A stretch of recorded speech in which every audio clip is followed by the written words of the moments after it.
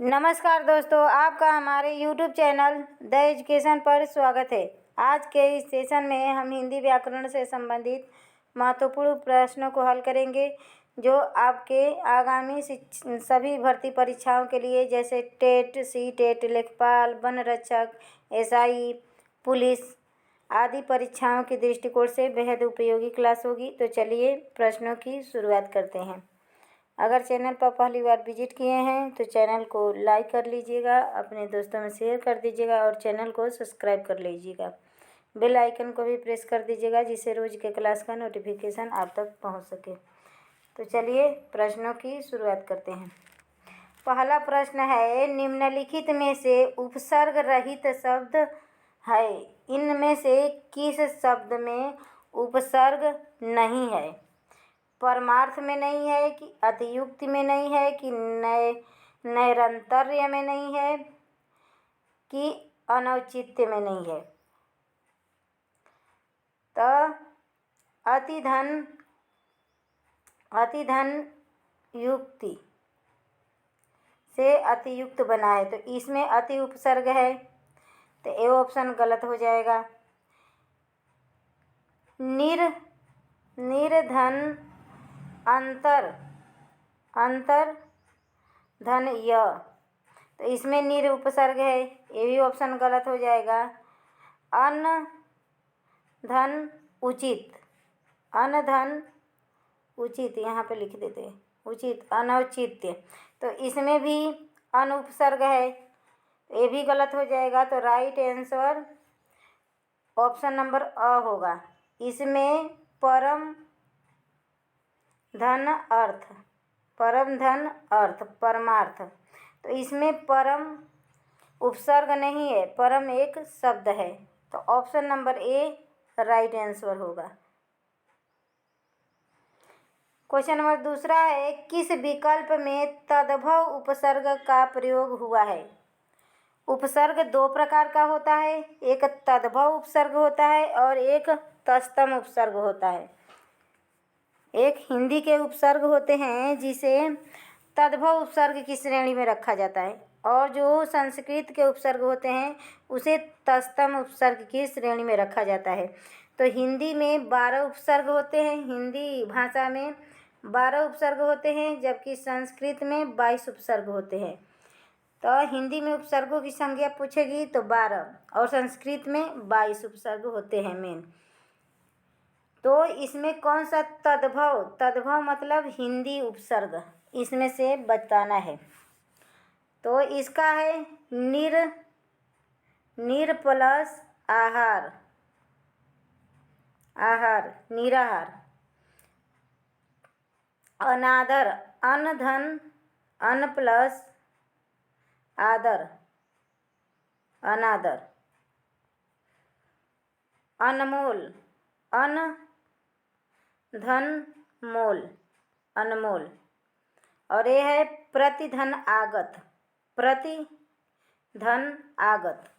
तो प्रति संस्कृत का उपसर्ग है, अन है, तो ये देखिए हलंत वाला अन रहेगा, तो यह संस्कृत का उपसर्ग है। निर भी संस्कृत का उपसर्ग है, तो यह जो अन है इसमें हलंत नहीं है, तो यही राइट आंसर होगा।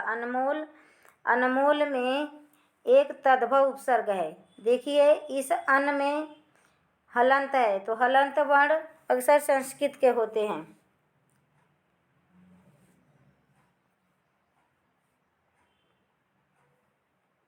क्वेश्चन नंबर तीसरा है, किस विकल्प में उपसर्ग का सही प्रयोग नहीं हुआ है?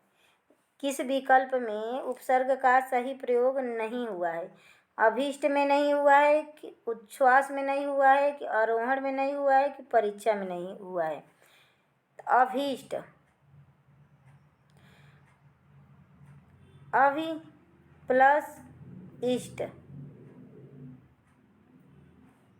ए उत प्लस उश्वास, और ये है पर प्लस इच्छा, मतलब दूसरे की इच्छा से जो करवाया जाए, परीक्षा। लेकिन आरोहण नहीं होगा, अ उपसर्ग इसमें नहीं होगा, इसमें आ उपसर्ग लगेगा, आरोहण होता है। तो यही उपसर्ग रहित शब्द है, आरोहण नहीं होता है, आरोहण होता है। तो इसीलिए यह इसमें उपसर्ग का प्रयोग नहीं हुआ है। तो राइट आंसर ऑप्शन नंबर स। क्वेश्चन नंबर 4 है, किस विकल्प में भाववाचक तद्धित प्रत्यय हो आए। तो प्रत्यय दो प्रकार के होते हैं, एक कृदंत प्रत्यय होता है, दूसरा तद्धित प्रत्यय होता है। कृदंत प्रत्यय क्रिया या धातु, क्रिया के मूल रूप को क्या कहते हैं, धातु कहते हैं। तो कृदंत प्रत्यय क्रिया या धातु में लगता है और तद्धित प्रत्यय संज्ञा, सर्वनाम और विशेषण में लगता है। तो इसमें पूछा है कि भाववाचक तद्धित प्रत्यय, तो तद्धित भाववाचक भी संज्ञा होता है, तो तद्धित प्रत्यय किस में लगता है, संज्ञा, सर्वनाम और विशेषण में। तो चलिए इसमें देखते हैं भाववाचक तद्धित प्रत्यय कौन सा है। मोहित है, मोह धनहित, सुनार, पांडित्य और पार्थ। तो पार्थ व्यक्तिवाचक है, पार्थ अर्जुन का नाम है तो किसी का नाम व्यक्तिवाचक हो गया। सुनार भी एक व्यक्ति होता है तो यह जातिवाचक है, सभी सुनार इसमें आ जाएंगे। जातिवाचक तद्धित प्रत्यय है और यह पार्थ भी व्यक्तिवाचक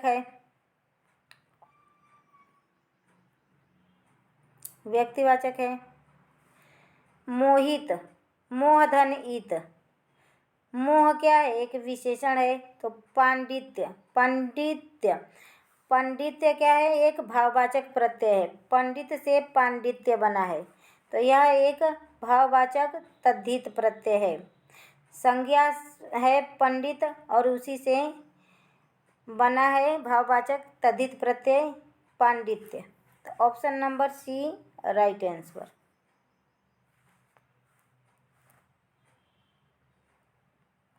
क्वेश्चन नंबर 5 है, किस विकल्प में कर्तृवाचक कृत प्रत्यय है। कर्तृवाचक क्या होता है, जो कर्ता होता है, जो कर्ता किसी काम को करता है तो उसी को कर्तृवाचक कृत प्रत्यय करते हैं। कर्तृवाचक कृत प्रत्यय क्रिया में लगता है और तद्धित प्रत्यय संज्ञा सर्वनाम में लगता है। तो सुंदरतम में है कर्तृवाचक कि पाठक में है कि विचारणीय में है कि गांगेय में है। तो सुंदरतम, सुंदर धन तम, सुंदरतम। तो सुंदर क्या है, एक प्रकार का विशेषण है। विचार धन अनियर प्रत्यय से विचारणीय बना है तो विचार भी भाववाचक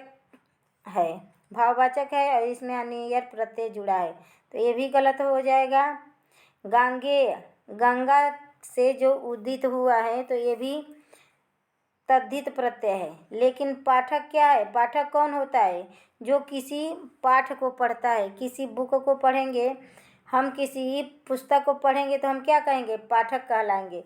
तो पाठक पढ़ने वाला, जो पढ़ने का काम करता है। तो क्रिया क्या है, यह करता है। पाठक क्या है, करता है जो पढ़ने का काम करता है। तो कृत प्रत्यय, तो कृत प्रत्यय क्रिया में जुड़ता है तो option number B right answer. Question number 6 है, किस विकल्प में लघुतावाचक प्रत्यय का प्रयोग हुआ है। लघुतावाचक प्रत्यय का प्रयोग हुआ है, फटाफट आंसर कीजिए।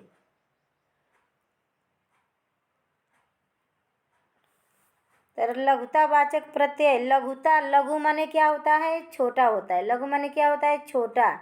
तो जो बड़ा से जो बड़ा का छोटा रूप होगा वही लघुतावाचक प्रत्यय होता है। तो दूसरा क्या है, पहला दूसरा, तो दूसरा तो प्रत्यय नहीं है तो गणनावाचक प्रत्यय है तो ये भी गलत हो जाएगा। अनाड़ी क्या है, यह एक जातिवाचक प्रत्यय। ये सुनहरा क्या है, सोना धन हरा एक गुणवाचक प्रत्यय है। लेकिन डिबिया डिबिया क्या है? डिब्बा से क्या बना है? डिब्बा क्या होता है? बड़ा सामान होता है, बड़ा वस्तु होता है डिब्या, और उसी का छोटा रूप हो जाएगा डिबिया। तो option number A right answer. जैसे लोटा है, लोटा है, तो लोटा का क्या हो जाएगा? लुटिया हो जाएगा। लुटिया नहीं कहते हैं कि हमारी तो आपने लुटिया डुबा दी। तो लुटिया क्या है? लोटा से लुटिया बन गया, डिब्बा से डिबिया बन गया। तो यही बड़े से जब छोटे रूप में कोई सामान आ जाता है तो उसी को लघुतावाचक कहते हैं, लघु कहते हैं। और उसी में प्रत्यय जुड़ गया, या प्रत्यय डिब्बा में या प्रत्यय जुड़ के डिबिया बन गया, तो इसे लघुतावाचक प्रत्यय कहेंगे। तो option number A right answer. Question number 7 है, निम्नलिखित में से कर्तृवाचक कृत प्रत्यय है। कर्तृवाचक कृत प्रत्यय इसमें से बताइए, औना में है कि अक्कड़ में है कि आई में है कि ईयत में है? तब बिछधन औना, बिछौना, बिछधन औना। तो इसमें कर्तृवाचक कृत प्रत्यय, क्रिया नहीं, क्रिया कृत प्रत्यय किसमें जुड़ता है? क्रिया में। तो बिछधन औना, तो ये तो तद्धित प्रत्यय हो गया बिछौना। बिछौना क्या है? एक वस्तु है, जातिवाचक संज्ञा हो गया। तो यह संज्ञा हो गया, तो ये भी गलत हो गया। आई, लिख धन आई, लिखाई, पठधन आई, पढ़ाई, पढ़ाई। तो ये भी कृत प्रत्यय। तो एक कर्तृवाचक है, कर्तृवाचक जो कर्ता करेगा, तो यह नहीं है, ईयत भी नहीं है। लेकिन अक्कड़ है। अक्कड़ क्या है? जो घुमक्कड़ रहेगा। अक्कड़ प्रत्यय किसमें जुड़ेगा? संज्ञा में जुड़ेगा, कर्ता में जुड़ेगा। कर्ता है अक्कड़, पियक्कड़। जैसे पीता है तो पियक्कड़ अक्कड़ प्रत्यय जुड़ जाएगा, घूमता है तो घुमक्कड़ जुड़ जाएगा। तो option number B right answer. Question number 8 है, किस विकल्प में अप्रत्यय का प्रयोग नहीं हुआ है, नहीं पूछा है? तो कौशल, कुशल, धन, कुशल, कुशल प्लस अ, कुशल, कौशल, पांडु, पांडु प्लस अ, पांडव, और लघु प्लस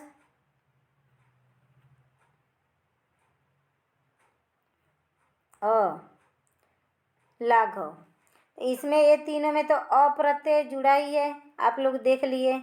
लेकिन भराव में अप्रत्यय नहीं जुड़ा है, भर प्रत्यय जुड़ा है। भर धन, भर उपसर्ग में आव प्रत्यय जुड़ा है, तब भराव हुआ है। तो इसमें आव प्रत्यय जुड़ा है, तो option number the right answer. Option number the right answer. Question number 9 है, किस विकल्प में सही प्रत्यय का प्रयोग नहीं हुआ है?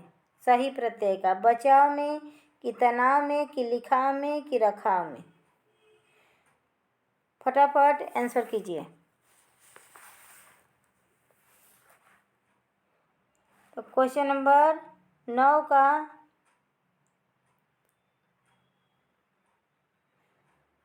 तो बच धन आओ बचाओ, तन धन आओ तनाव, लिख धन आओ लिखाओ, रख धन आओ। तो रख रखाव तो होता है, रख धन आओ तो होता है, लेकिन लिख धन आओ नहीं होता है, लिखाई होता है। लिखाव नहीं होता है, लिखावट होता है। लिख धन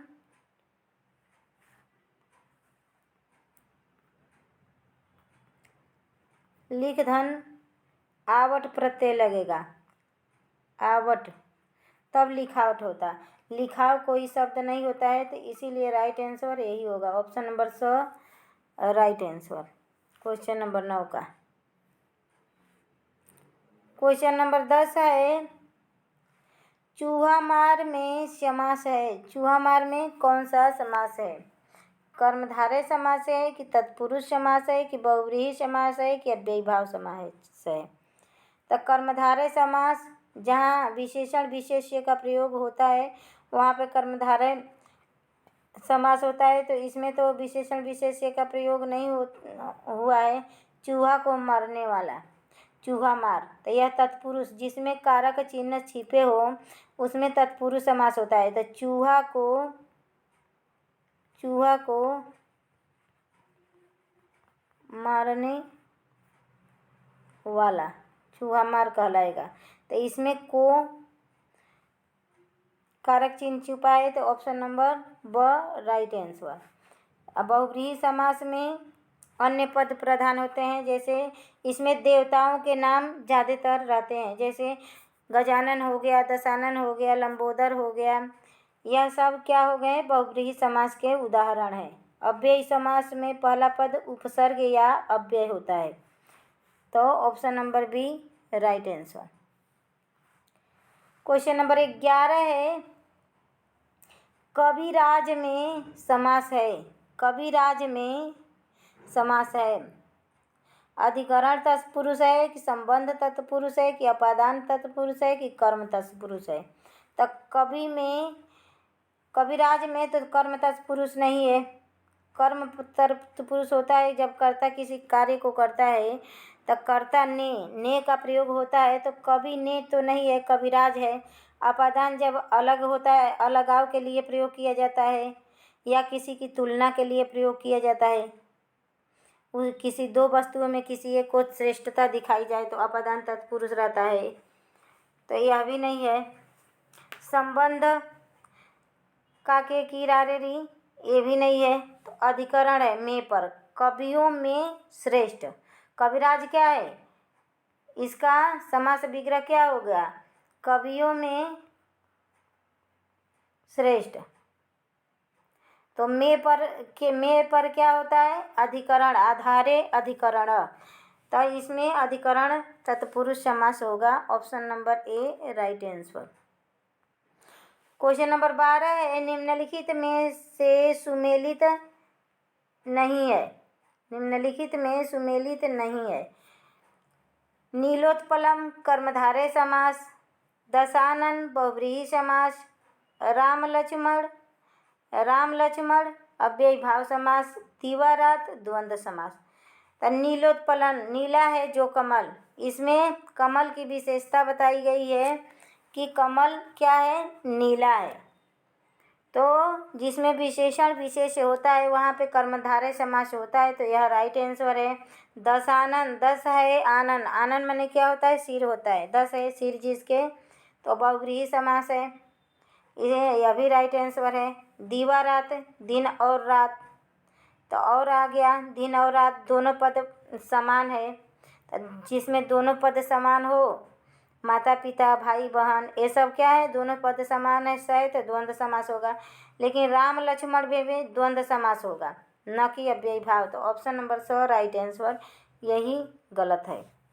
तो गलत पूछा है, तो ऑप्शन नंबर स राइट आंसर। क्वेश्चन नंबर 13 है, कष्टापन्न। कष्टापन्न में समास है। अव्ययी भाव समास है कि कर्मधारय समास है कि तत्पुरुष समास है कि बहुव्रीहि समास है? क्वेश्चन नंबर 13 का ऑप्शन नंबर कष्टों से घिरा हुआ। कष्टापन्न माने कष्टों से घिरा हुआ, तो इसमें कारक चिन्ह छुपे हुए हैं, तो इसमें तत्पुरुष समास है। कष्टापन्न कर्मधारय समास में विशेषण विशेष होता है, कर्मधारय नहीं है, अव्ययी भाव भी नहीं है, अव्यय बहुव्रीहि भी नहीं है। तो ऑप्शन नंबर स राइट आंसर। क्वेश्चन नंबर 14 है, मृगछौना में समास है। करण तत्पुरुष है कि कर्म तत्पुरुष है कि संप्रदान तत्पुरुष है कि संबंध तत्पुरुष है? तो किसी को कुछ दिया जाता है तो देने के अर्थ में संप्रदान तत्पुरुष का प्रयोग होता है। तो यह दिया तो नहीं है, मृगछौना है। कर्म तत्पुरुष जब कर्ता किसी कार्य को करता है तो कर्ता ने का प्रयोग होता है, तो इसमें ने का प्रयोग नहीं होता है। मृग का बच्चा करण तत्पुरुष भी नहीं है, तो संबंध तत्पुरुष। मृग का छौना माने क्या होता है? बच्चा होता है। छौना मीन्स क्या होता है? बच्चा होता है।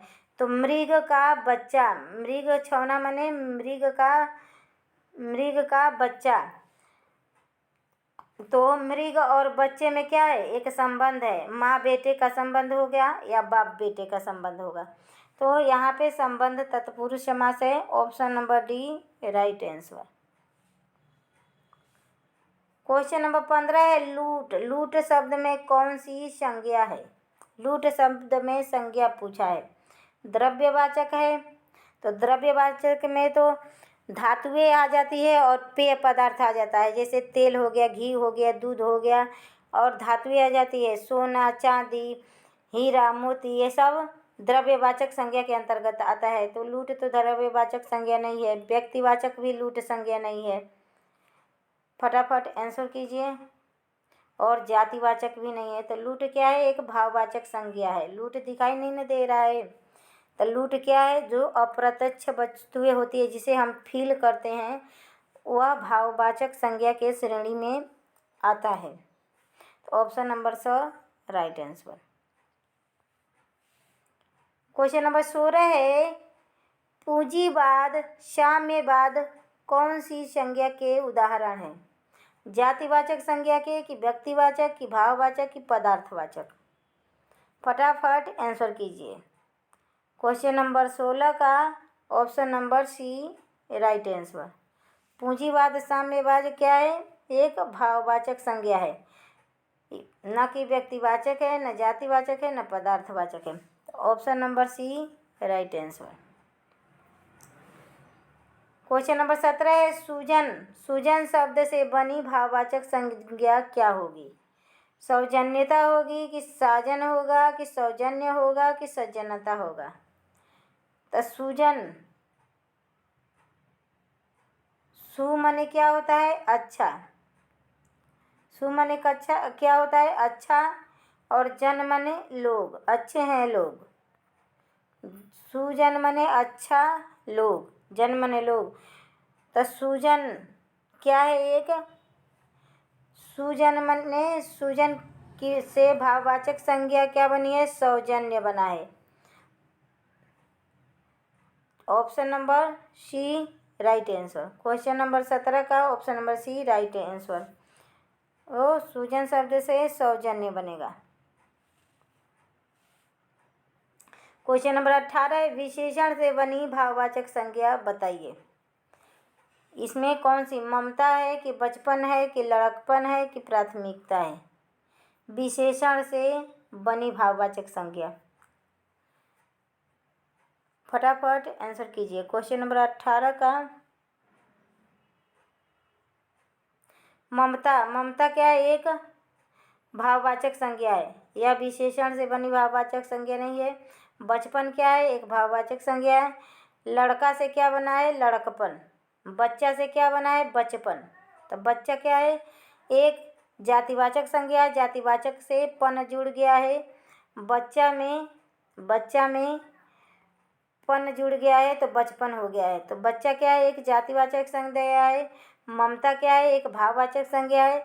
लड़का भी क्या है, एक जातिवाचक संज्ञा है। तो लड़का से पन जुड़ के लड़कपन बना है, तो यह भी एक जातिवाचक संज्ञा है। लेकिन प्रथम, रामू क्लास में प्रथम आया तो प्रथम क्या है, रामू की विशेषता हो गई कि यह क्लास में प्रथम है। तो प्रथम से क्या बना है, प्राथमिकता। तो प्रथम क्या है, एक विशेषण है। तो option number the right answer. Option number the right answer.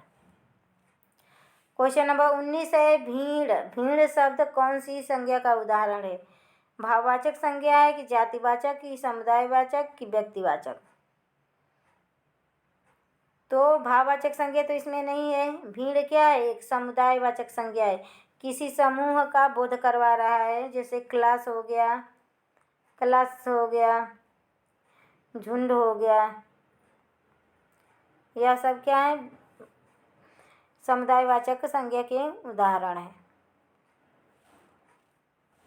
Question number 20 है दीपावली। दीपावली किस प्रकार की संज्ञा का उदाहरण है? समुदायवाचक, कि जातिवाचक, कि भाववाचक, कि व्यक्तिवाचक? तो समुदायवाचक तो है ही नहीं है।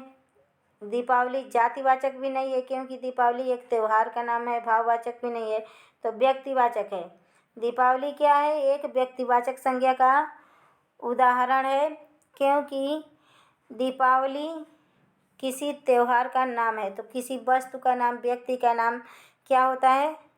व्यक्तिवाचक संज्ञा के अंतर्गत आता है।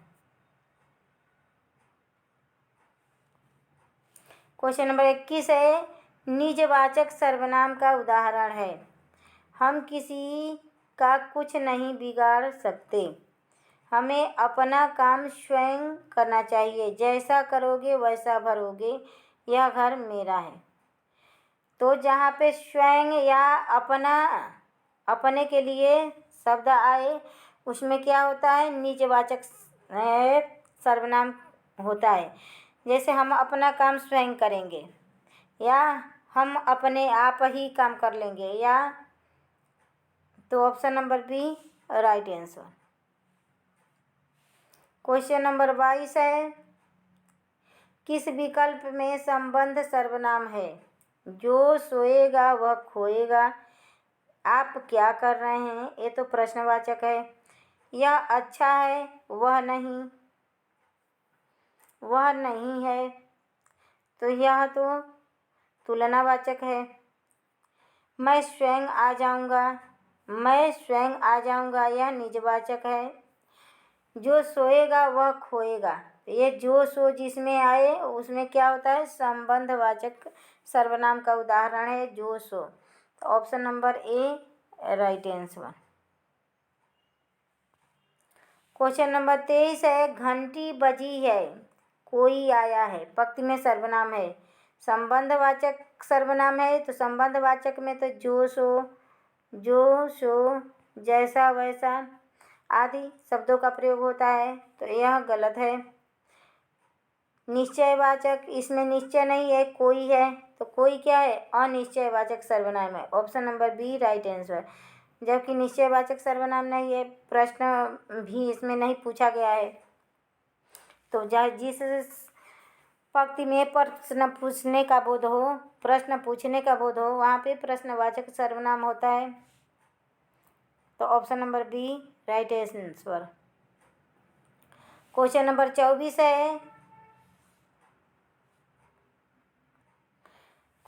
24 है, निम्नलिखित में से किस वाक्य में सर्वनाम का अशुद्ध प्रयोग हुआ है? वह स्वयं यहाँ नहीं आना चाहती, या आपके आग्रह पर मैं दिल्ली जा सकता हूँ। मैं तेरे को एक घड़ी दूंगा। अब मुझे इस बैंक की सूचना नहीं थी। मुझे इस बैठक की सूचना नहीं थी, तो ये भी सही है। तो option number C right answer. क्योंकि तेरे को मेरे को कोई शब्द नहीं होता है। व्याकरण की दृष्टि से तेरे को मेरे को यह अशुद्ध माना जाता है। Option number C right answer.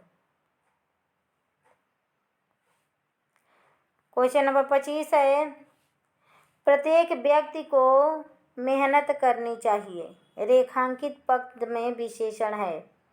संकेतवाचक है, भिन्नतावाचक है, कि व्यक्तिवाचक है, कि गुणवाचक है?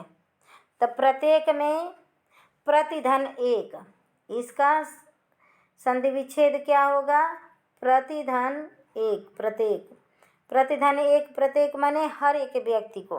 तो इसमें गुण तो दिखाया नहीं गया है, ये प्रत्येक कोई व्यक्ति तो है नहीं, और किसी को संकेत तो हुआ नहीं है।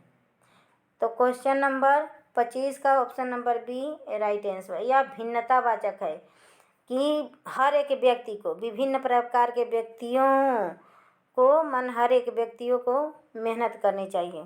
तो आज के यह सेशन हमारा यहीं समाप्त हुआ। आशा है यह सेशन आप लोगों को पसंद आए। अगर सेशन आपके परीक्षा के उपयोगी लगे यह क्वेश्चन, तो ज़रूर चैनल को सब्सक्राइब कीजिएगा, लाइक कीजिएगा, अपने दोस्तों में शेयर कीजिएगा। और आप वीडियो तो देख लेते हैं लेकिन लाइक नहीं करते हैं, प्लीज़ लाइक भी कर दीजिएगा, जिससे हमें भी मोटिवेशन मिले वीडियो बनाने के लिए। धन्यवाद दोस्तों।